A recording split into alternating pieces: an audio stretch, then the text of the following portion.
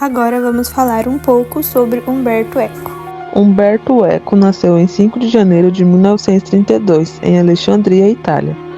Ele estudou filosofia na Universidade de Turim, onde começou a se interessar por semiótica, a teoria dos signos e da comunicação. Durante a década de 1950, trabalhou como editor e colaborador em várias publicações acadêmicas e de cultura. Eco ganhou conhecimento internacional com seu romance O Nome da Rosa. Umberto foi professor da semiótica da Universidade de Bolonha a partir de 1971. Destacou-se como importante teórico da semiótica e da crítica literária. Ele também foi ensaísta, jornalista e acadêmico, abordando temas variados como estética, política e cultura popular. Ele faleceu em 19 de fevereiro de 2016 em Milão, na Itália, e sua carreira foi marcada pelo estudo de como sinais e significados são construídos e interpretados. O texto histórico de Umberto é fundamental para entender suas obras e pensamento. Ele viveu e trabalhou na Itália, que passou por várias mudanças significativas no século XX. Eco, ele cresceu durante e após a Segunda Guerra Mundial, um período de grande instabilidade e reconstrução na Europa. Essa guerra deixou marcas profundas na sociedade italiana, que enfrentou a reconstrução econômica e política após o conflito. Durante os anos 60 e 70, a Itália vivenciou um período de grande cultura e política. O país ele passou por um período de protestos sociais e movimentos de conscientização, como a Revolução Cultural, influenciando a academia e a cultura popular.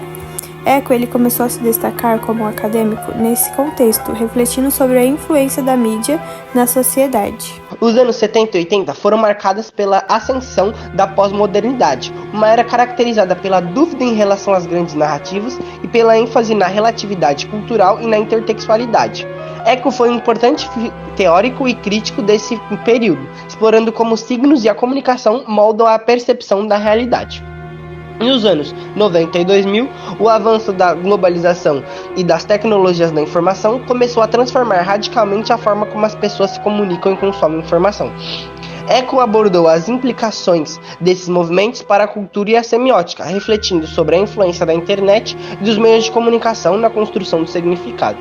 O trabalho de Eco não pode ser separado dessas mudanças históricas, pois suas ideias sobre semiótica, comunicação e cultura foram moldadas e influenciadas pelas transformações sociais e tecnológicas de sua época. Os pensamentos dele giram em torno de vários temas centrais: significação e interpretação.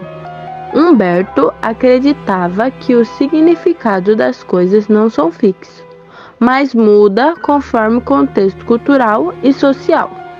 Ele via a comunicação como algo dinâmico, onde os significados são constantemente ajustados pelas pessoas e pela sociedade. Ele também dizia que os signos, como palavras ou imagens, não têm um significado por si só. Eles ganham sentido a partir das relações que têm com outros signos e com o contexto que são usados. Isso significa que interpretar algo depende de uma rede complexa de referências e conexões. Para Eco, todos os textos estão interconectados e o significado de qualquer texto é moldado pela sua relação com outro texto. Isso reflete a ideia de que a compreensão de um texto é influenciada pela sua posição dentro de uma rede de significados compartilhado. Abordagem do texto. Ele diferenciava entre textos abertos e fechados, argumentando que alguns textos permitem uma interpretações e são mais flexíveis, enquanto outros são mais restritivos e definidos em seu significado. Essa ideia sugere que a interpretação de um texto pode ser mais ou menos restrita, dependendo de como ele é estruturado. Eco estava interessado em como a pós-modernidade desafia as noções tradicionais de verdade e realidade. Ele acreditava que a ficção e a narrativa têm um papel crucial na formação da percepção da realidade, questionando as fronteiras entre o real e o imaginário.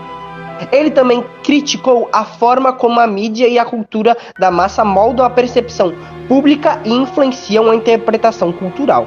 Ele estava preocupado com o impacto da mídia na formação e disseminação de significados. Esses pensamentos refletem uma visão sofisticada e crítica da comunicação, da cultura e da interpretação, e mostram o interesse de Eco.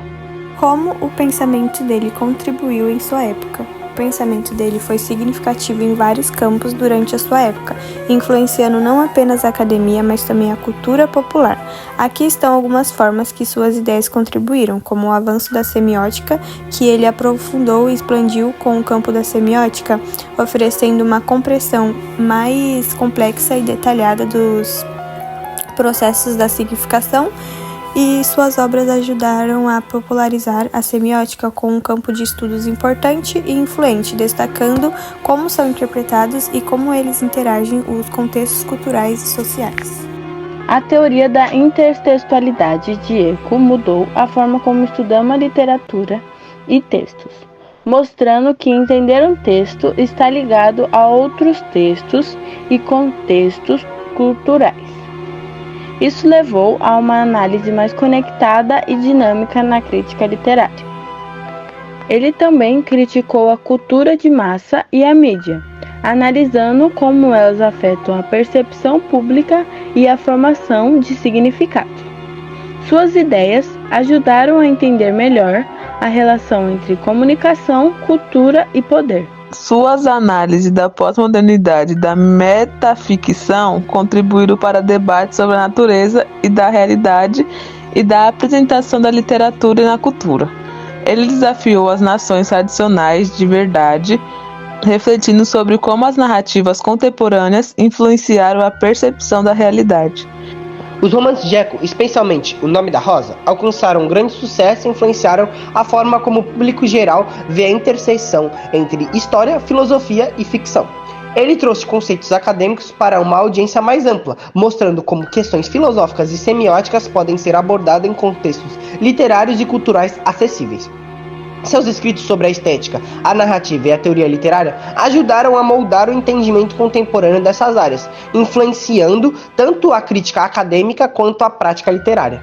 O pensamento de Umberto Eco, portanto, contribuiu de maneira significativa para a academia e para a cultura popular, promovendo uma abordagem mais complexa e crítica da comunicação, da literatura e da sociedade. Umberto Eco escreveu diversas obras que tiveram um impacto significativo na teoria literária, na semiótica e na cultura contemporânea. Suas obras principais exploram temas como significação, a crítica à cultura de massa e a relação entre texto e o leitor. Aqui estão algumas das obras mais importantes de Umberto Eco. O Nome da Rosa é o romance mais famoso de Umberto Eco, um marco na literatura contemporânea. Ambientado em uma abadia medieval, esse livro ele combina mistérios, história e filosofia, explorando temas como a fé e a busca pelo conhecimento.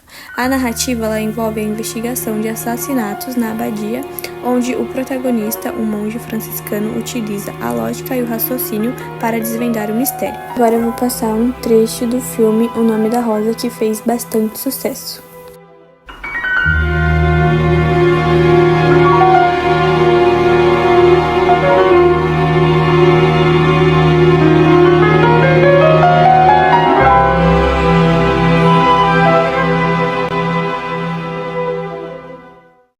Esse romance é uma complexa narrativa que gira em torno de 3 editores, que enquanto brincam com a teoria da conspiração, acabam criando uma ficção que começa a influenciar a realidade.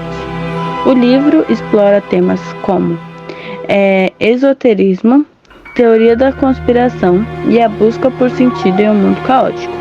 É uma reflexão sobre como o ser humano constrói narrativas para dar sentido à realidade e as possíveis consequências dessas construções. Neste romance, Eco explora temas de tempo, espaço e identidade.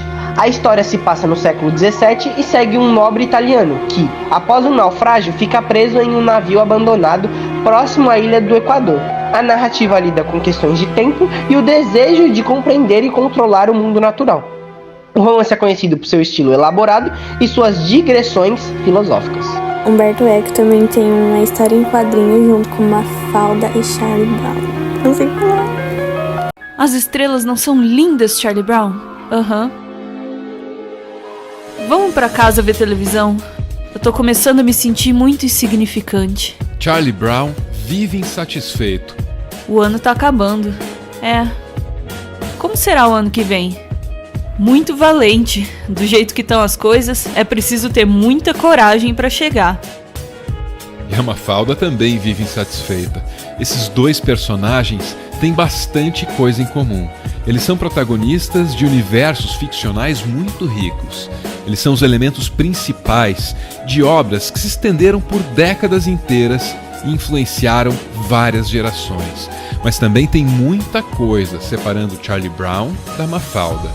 O Charlie Brown costuma olhar para si mesmo. Ele vive questionando os próprios sentimentos. Já a Mafalda costuma olhar para o mundo ao redor. Ela vive questionando a ordem das coisas. Charlie Brown olha para dentro. Mafalda olha para fora. Nenhum dos dois é plenamente feliz, mas os dois personagens tiveram a mesma sorte. Ambos receberam a atenção e a análise de Umberto Eco. Tudo isso que você acabou de ouvir é uma adaptação livre, mas muito livre mesmo, de um texto publicado em 1963 por Umberto Eco. E esse texto, aliás, foi muito criticado na época. Em 2015, mais de 50 anos depois de ter escrito o texto que a gente mencionou agora há pouco, Umberto Eco lembrou das consequências que ele sofreu por ter ousado revelar que quadrinhos têm um potencial narrativo tão vasto quanto qualquer outra obra de literatura.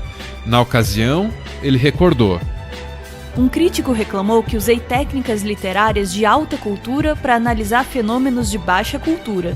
Essas técnicas eram mais adequadas para assuntos mais importantes, ele escreveu, de nariz empinado. Aquele crítico snob não tinha como prever que um dia não só estaríamos estudando a linguagem e a história cultural dos quadrinhos, mas também fazendo sua arqueologia e colecionando as revistas. No texto de 2015, Umberto Eco fez questão de não nomear o tal do crítico, mas ele citou o criador de Peanuts pelo nome e se referiu a ele como um poeta cheio de questionamentos filosóficos. Outra curiosidade também é que Umberto ele tem um filme.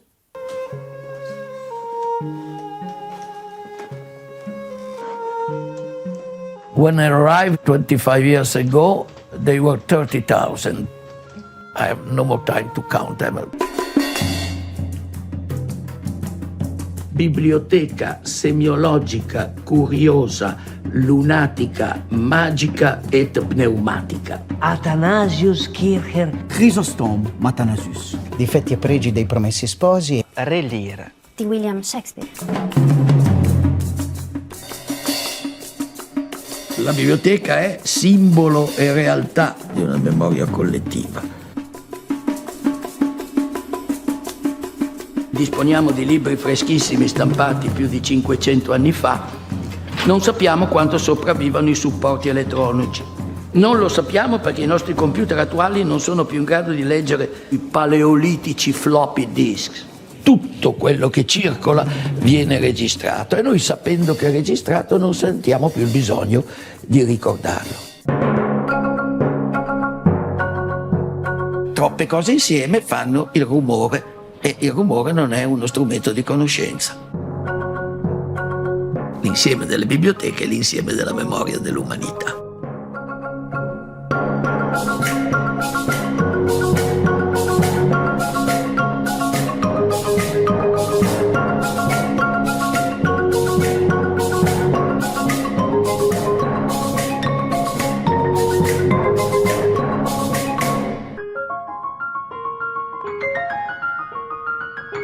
Si nasce con una certa ossessione. Com'è che percepisco la realtà? Ma la realtà in fondo esiste. Os livros não são feitos para que alguém acredite neles, mas para serem submetidos à investigação. Quando consideramos um livro, não devemos perguntar o que diz, mas o que significa.